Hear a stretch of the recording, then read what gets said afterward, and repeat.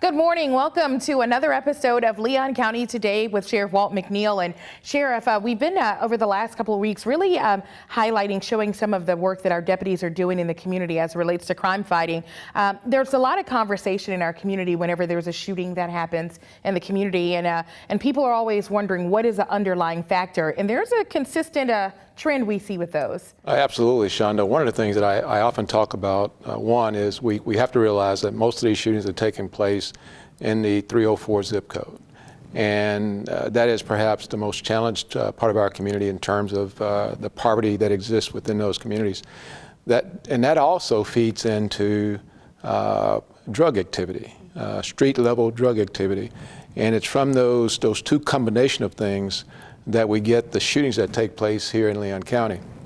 Now, not to mention the number of persons who are from impoverished communities like in Gaston County who also come over to Leon County and Tallahassee and engage in being involved in crime and those shootings that we see that's taking place in our community.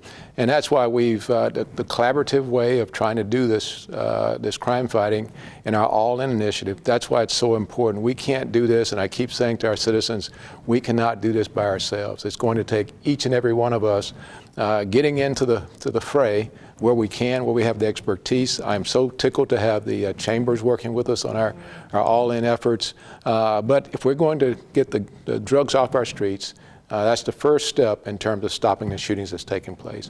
And then obviously continue to work on the impoverished parts of our community to make sure that we create jobs and opportunities for young people coming up in our community. Absolutely. And one of the ways we're really tackling this drug issue in our community is through a new initiative called HIDTA, which is High Intensity Drug Trafficking Area. So I think I got that right. You did. Yes. Yes, you got it. You got it. But this is a collaborative effort between law enforcement and our community, and it's really making some waves. I am delighted today to have the opportunity to speak to Ed Cook, who is our captain in charge of the HIDTA. And we're going to learn some things about what we're doing and how we're going about fighting crime, and particularly how we're trying to combine those resources, federal, state, and local resources within our community to drive down crime. And I think Ed's going to share a great deal with us here this morning. Yeah, and I think we're really going to delve into the types of drugs that we're seeing in our community and how that's impacting our community and what citizens can do, because really we can all play a role when it relates to this. Well, and that's a recurring theme with us in everything we do. I mean, we want to make sure that citizens understand that they are a vital part of what we do. And we talk about see something, say something, which is one of our fundamental aspects of policing in our community, is citizens engaged. We also say to our deputies and police officers that they are a part of the community, and the community are they. And Sir Robert Peel said it much more eloquent than I did: the public are the police, and the police are the public. And we've got to make sure that the citizens understand that the drug issues, the uptick in crime, burglaries, and all those things that take place in our community requires constant vigilance, not only by Leon County Sheriff's deputies, Tallahassee Police Department officers, but citizens in Leon County. And I can tell you that we solve a great many crimes by citizens stepping up and saying, I saw what took place, and I'm willing to share what I saw with you. Absolutely. Videotapes are things we use in court quite a bit now, and yes, many of those tapes come from the citizens in Tallahassee, Leon County. All right, well, we're going to delve into this topic today. We're going to talk about HIDTA and how it's helping to tackle the drug issue in our community. But first, let's check in with Deputy McMillan with our Crime Tip Tuesday. Hello, everyone. This is Deputy Shade McMillan, your Public Information Officer for the Leon County Sheriff's Office. And here's today's Crime Tip Tuesday. Our children will soon be out of school and staying home. Here are some tips for teaching kids about using 911. Never refer to the phone number as 911. There is no 11 on the keypad. Always say 911. Make sure your child knows their address, phone number, their full name, and the full names of their parents. Explain that in the case of a fire or burglary, it's important to get out of the house before calling 911. Make sure they know how to follow the dispatcher's directions and never hang up the phone until they've been told to do so. Make sure they understand dialing 911 is not a game and should be only dialed in emergencies. Stay safe out there. I'm Andrew Saul, Commissioner of Social Security. Beware of telephone scammers pretending to be government employees. Real Social Security employees will never threaten you. Callers threatening you with arrest or other legal action and demanding money are not from us. If you receive a call like this, hang up, do not provide them with any form of payment or information. Report the call at oig.ssa.gov. Here's to the things that can keep us safe. Those we use all the time with hardly a thought. Those that are silently standing by to save our lives. And now, those that we carry with us everywhere we go. Many mobile devices will now bring you wireless emergency alerts, real-time information directly from local sources you know and trust. With the unique sound and vibration, you'll be in the know wherever you are. I've been driving a truck for 40 years now. If people knew what I know, lives could be saved. Like that trucks can't stop quickly. It takes my 80,000-pound truck 200 yards to come to a complete stop. So I always do my best to give a lot of cushion. It helps when other drivers realize that and do the same. Please give trucks the space we need so we can all stay safe. It's our roads, it's our safety. Joining me now is Captain Ed Cook, leading our HIDA efforts to get drugs off of our streets. Captain Cook, tell us what exactly is a high-intensity drug trafficking area? It's actually a designation by the Office of National Drug Control Policy out of Washington. They designate areas throughout the country as a HIDA area, and that allows financial resources from the federal government to supplement local, state, and other federal agencies to form a multi-agency drug task force in that area, basically to create more partnerships and stuff between state, local, and federal law enforcement. Okay. So how do we get that designation? Back in 2019, I think Sheriff Miller and his staff from Wakulla County approached us about getting together some partners, kind of a regional group to submit to become a regional HIDA because there's not one in this area. So we got on board with that. You got on board with that. We submitted, along with several South Georgia sheriff's offices as well as North Florida, submitted the paperwork to Washington. Back in May of 2020, we learned that the regional approach was not passed, but they did select Leon County to be a HIDA designated county, and they attached us to the already existing North Florida HIDA, which is stationed, basically run out of Jacksonville, Florida, and it encompasses 12 other counties. You mentioned our good friend Sheriff Miller over in Wakulla County and how we got this thing jump-started working with he and his staff. Talk to me more about who are some of the other partners we have. Our full-time partners are federal. You have to have a federal sponsor, and that would be DEA with us, Drug Enforcement Administration.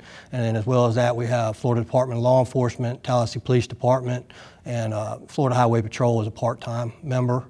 We have 9 full-time employees of ours, plus a intel analyst, so 10.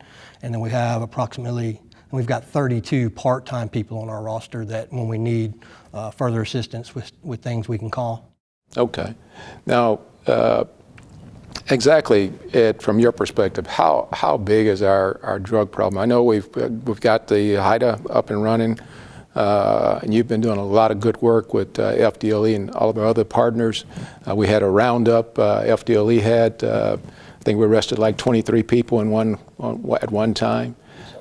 So how bad is our drug problem here in our community? I think what I've seen in more recent years, and especially since HIDA started, is that we have a lot more mid to upper level drug dealers here now. I'm born and raised in Leon County, been in the Sheriff's Office 32 years, worked a lot of drug stuff over the years, and it seems like it's really grown from just kind of street level issues and stuff to a lot of drug trafficking organization type structures. So we're seeing a lot more of the mid to upper level. At we started out talking about Deputies Without Borders, where we partnered with Georgia. We brought all the Georgia sheriffs in and set them down. So what's your perspective on how effective and how often should we be doing the Deputies Without Borders? I think it's a great program. I think we probably would have continued it more if it wasn't for COVID, obviously, because we were bringing in resources even from down south and everything with Florida Highway Patrol. I think we have some upcoming stuff to get back going on that. But that, to me, that was a good success just because it was kind of saturating some roadways and some problem areas with a lot of uniform presence. So it's kind of different than what I do on a day-to-day basis, but I think it's very important. Absolutely. What type of drugs are we seeing in Tallahassee, Leon County? I think cocaine all around is probably, other than marijuana, of course. Cocaine has probably this past year been our most significant. Prior to that, methamphetamine was really on the rise. I think COVID coming in with a lot of the travel restrictions and stuff at the borders and everything, it seems like our methamphetamine problem went down a little bit, but cocaine stayed pretty across the board. But I foresee this next year to be methamphetamine to be the #1 again. Okay. Well, Ed, thank you, man, for all the great work you do. I know you're housed outside of the administration building right now. Won't tell anybody where he exactly is, but he's working our HIDTA, high-intensity drug trafficking area, and you're doing a great job, Ed. We really appreciate that. Up next, exactly how these drugs are making it into our community and what you can do to help law enforcement. Stay tuned.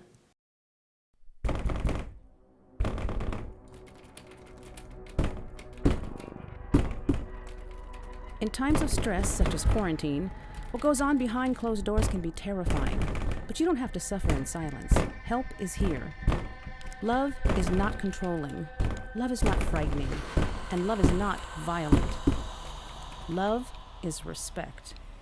If you need assistance or just want to talk, we are here. Contact the Domestic Abuse Hotline at 800-500-1119 to speak to someone in your area. For more information, visit thedvcc.org. We're back with LCSO Captain Ed Cook. He's a part of our HIDTA team. Captain Cook, how exactly are these drugs being funneled into Leon County? The majority of it is coming in through vehicles, some being commercial, some being personal. But that's the majority of what we see in here is still vehicular traffic. We do, on occasions, some parcel companies and stuff are utilized, U.S. Mail. We have recently had one commercial airline case that we worked, but I would say the majority of it is through vehicle traffic. Ed, you know how much I've focused in working with Sheriff Morris Young over in Gaston County. Yes, sir. How much of a significant impact are the drugs coming from Gaston County into Leon County? How big is that impacting our crime rate here? I'd say it's a huge impact.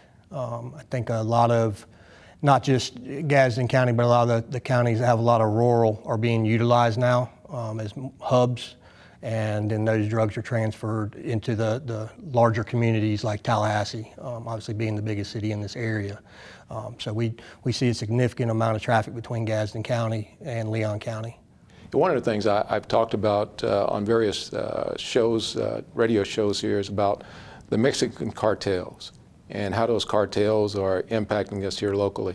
Can you talk about that in more detail, Ed? I think the main impact we see is not direct, as in cartel members every day here in Leon County, but it's the fact that the cartels are getting the drugs into the rural communities in South Georgia and North Florida.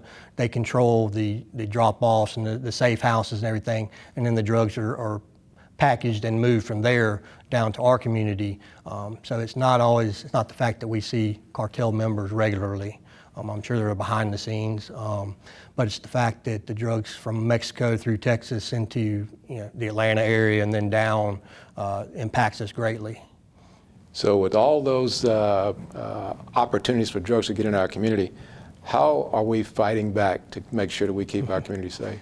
Well, the HIDTA mission really is to target drug trafficking operations and money laundering operations.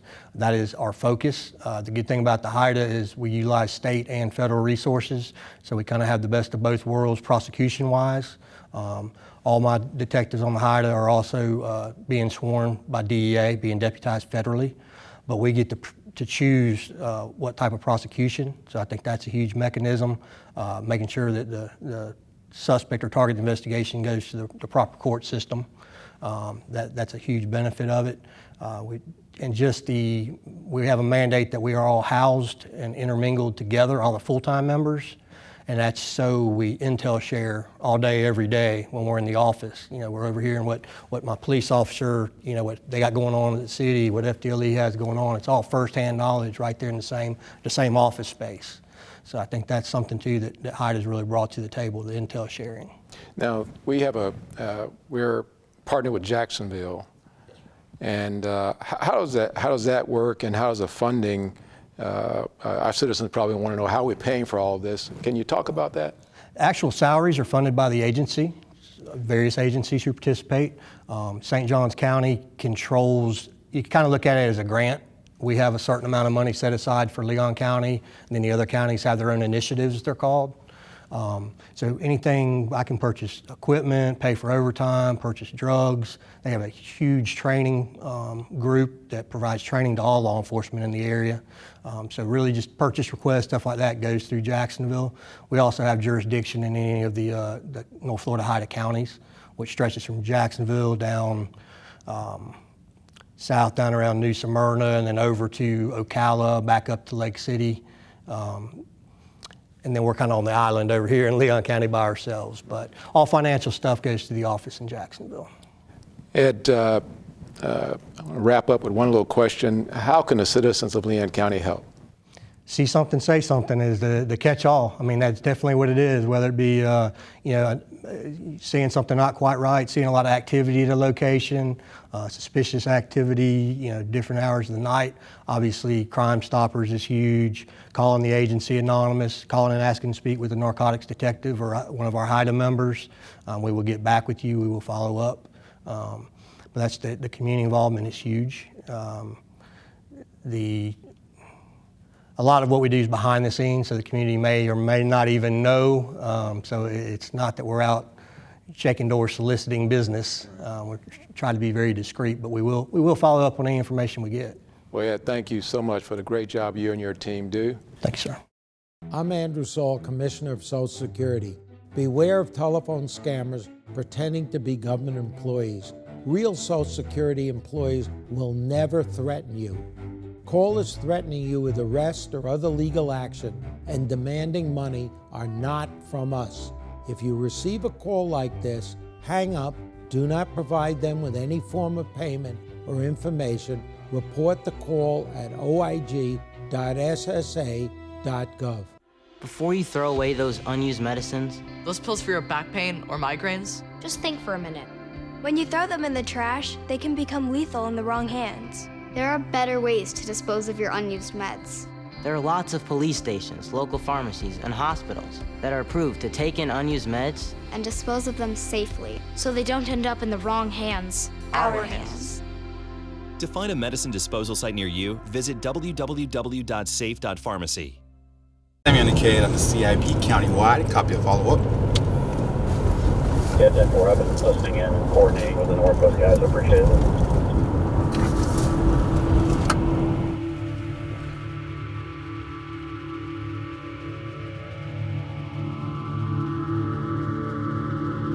Basically, when your stuff gets stolen or damaged, we're the guys that investigate that and try to get your stuff back. I'm Detective Travis Lafitte with the Leon County Sheriff's Office Property Unit. When a deputy goes out and takes an initial report of maybe a burglary or a vandalism, which we call criminal mischief, that gets sent up to our office. It's in our job to kind of see what evidence there is, what suspects there are, and then backtrack to try to find that person if patrol wasn't able to do it that night. Basically what we had was a burglary by one of our citizens here in Leon County. He called in, reported some tools that were stolen. I came in, and the first thing you do when you come in as a detective, you check your voicemails. You check on what new cases that you have. I had a voicemail from the same victim stating he had a new burglary, but this time was caught on video. Since there were lawn tools, 9 times out of 10, people will go in and try to pawn them. And so we have a tool here. I can check the pawn shops to see if something was pawned. And it just so happens that the 3 items from the prior burglary were pawned by the same ex-girlfriend here. So right now, today, what I'm going to do is I'm going to contact the pawn shops and try to get a hold on those items. So we can hold on those items, I can get out there and go ahead and seize those items. What I'm going to do is I'll be down there today. Whatever known prints that she may have, if she's been arrested before, what have you, they will compare the thumbprint on that pawn ticket with her known prints to see if we can get a match. And if we can get a match, it's kind of saying, hey, you know, when you bring a person in, of course, they don't always say, hey, yeah, I did it. Say, no, that wasn't me. Well, thumbprint says different. So that's what we'll do right there. That's the next step that we'll do. And once I get that in my possession, I will contact her and get her in and just see what she has to say about it. And, you know, if she doesn't come off it, I can go ahead and say, hey, this is what I got. Now what do you have to say? The important skills of a detective. Number one, just being able to talk to people. You don't want to just be off-putting to anybody that you happen to talk to. You need to be able to develop rapport. That goes for giving great customer service to our citizens, but also talking to people that are suspects as well, and being able to obtain information from them. All right, we're pulling up at the pawn shop right now. What we're going to be doing is we're going in here. The manager has pulled all the property for me, so it's awaiting me to pick up. We're going to go in here and I will, of course, you know, give my case number. We're going to get a copy of the property receipt we've already filled out, and I'm going to go ahead and seize that property and take it back and submit it into our evidence.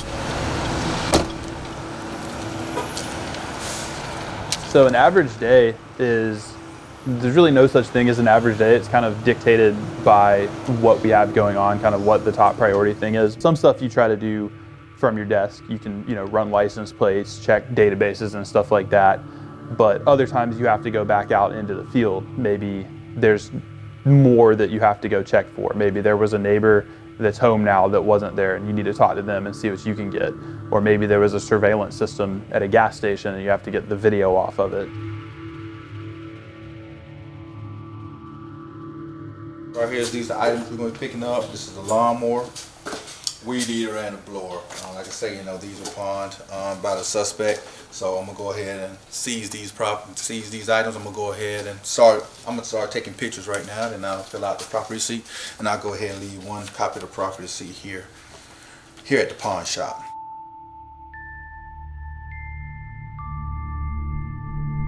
One of the things that I like to recommend to people that they don't necessarily think about is the importance of writing down your serial numbers and a list of the things that are important to you that are in your house.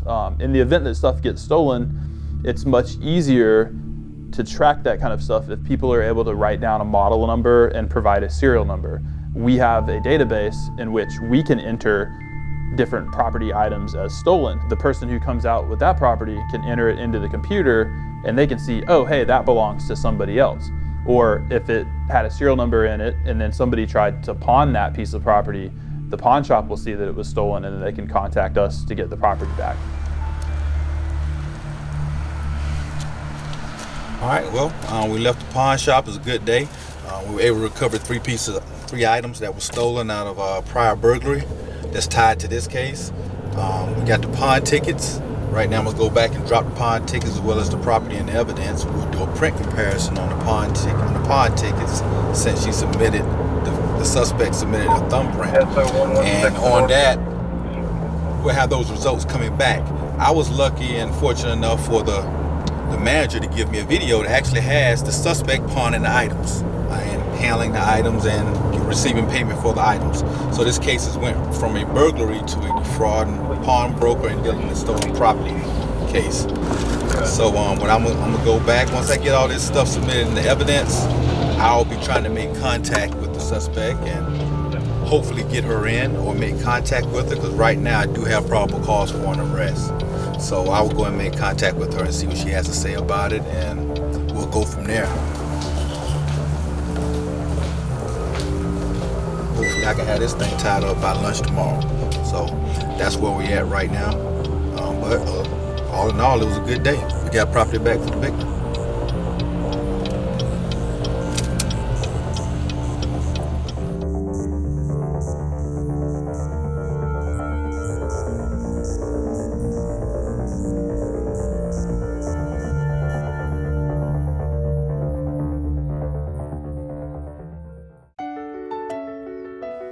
Rogers said, look for the helpers. You can always find people who are helping. Thank you to all the first responders who put their lives in danger to help us when my brothers and sisters need them. We look out for the helpers because they look out for us. Thank you, first responders! Thank you, first responders! Love you! Mwah. Be safe, look after yourself, and look after one another. Why? Why do we ignore the things that give us pause, that seem out of place, that don't feel right? The answer to why defines who we are. So if you see something, why do you say something? I see safe for my friends. For my community. For my family. For each other. Because all of this matters. We all have something worth protecting. So why do you see safe? Report suspicious activity to local authorities. If you see something, say something. Every year, the Salvation Army serves nearly 30 million people in need. That's one person every second. So by the time you've finished watching this, 30 more lives will have been changed for good. All thanks to your donations. Thank you. Give today. We're back with Leon County Today with Sheriff Walt McNeil. And Sheriff, we've talked about HIDA today and really how we've got an intense effort to tackle the drug issue in our community. We talked about a little bit, Captain Cook mentioned, for citizens out there who may see something happening, but they might feel intimidated and may not want to come forward and speak. There are ways you can do this anonymously. Oh, absolutely. We've talked about this for years and years. I mean, see something, say something. We want to keep pounding on that phrase, see something, say something. But we also realize that we have Crime Stoppers here in our community. And you can call up anonymously and leave your information. You don't have to give your name or anything, just the information. And we also have a situation with Crime Stoppers where we're asking persons to give us information about guns. Not legal guns, right, but illegal guns in our community. And there's a reward for that, about $1,000, yes, just to give us information about guns that are on our streets illegally. So I think, again, the word that we continue to use is being all in here in Leon County. And it takes all of us working together to make this community safe. And one of those ways is obviously to see, if you see something, say something. And if you see guns out there, people who have guns, get those guns turned in. All right. Thank you so much, Sheriff. And thank you all for joining us for another episode. We'll see you back here next week.